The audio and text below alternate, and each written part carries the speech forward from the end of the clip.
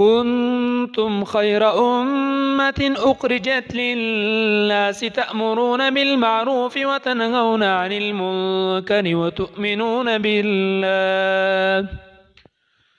ولو آمن أهل الكتاب لكان خيرا لهم منهم المؤمنون وأكثرهم الفاسقون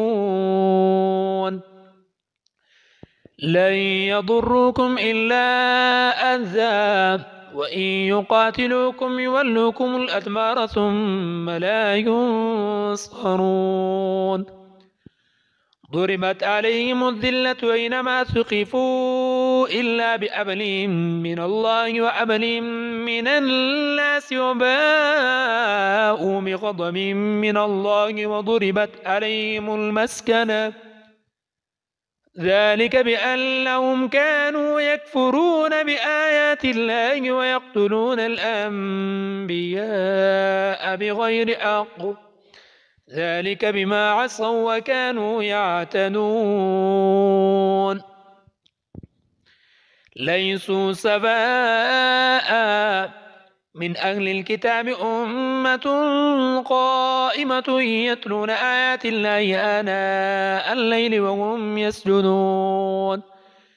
يؤمنون بالله واليوم الآخر ويأمرون بالمعروف وينهون عن المنكر ويسارعون في الخيرات وأولئك من الصالحين وما يفعلوا من خير فلن يكفروه والله عليم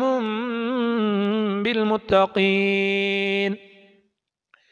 إن الذين كفروا لن تغني عنهم أموالهم ولا أولادهم من الله شيئا وأولئك أصحاب النار هم فيها خالدون مثل ما ينفقون في هذه الحياة الدنيا كمثل ريح فيها سر أصابت حرث قوم ظلموا أنفسهم فأهلكت وما ظلمهم الله ولكن أنفسهم يظلمون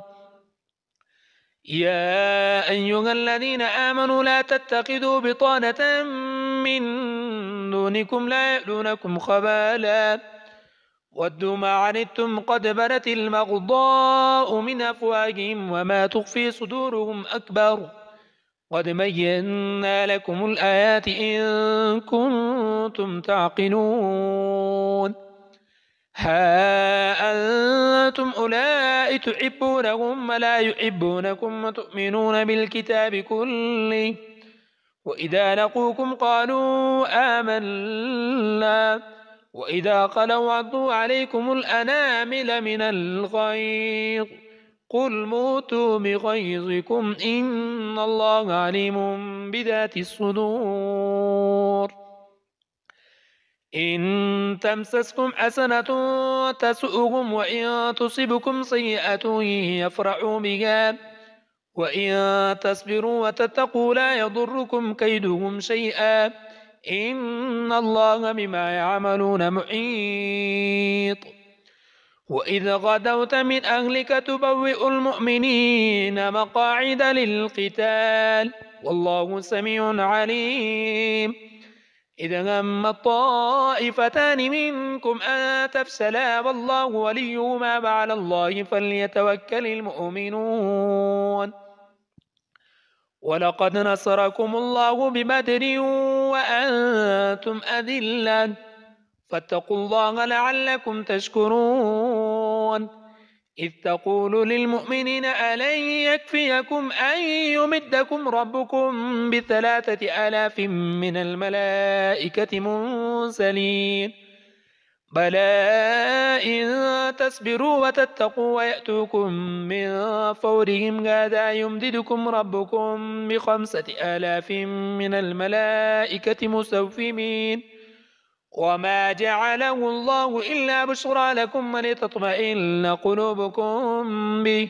وما النصر إلا من عند الله العزيز الحكيم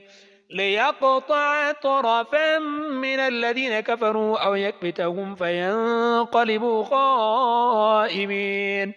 ليس لك من الأمر شيء أو يتوب عليهم أو يعذبهم فإنهم ظالمون ولله ما في السماوات وما في الأرض يغفر لمن يشاء ويعذب من يشاء والله غفور رحيم.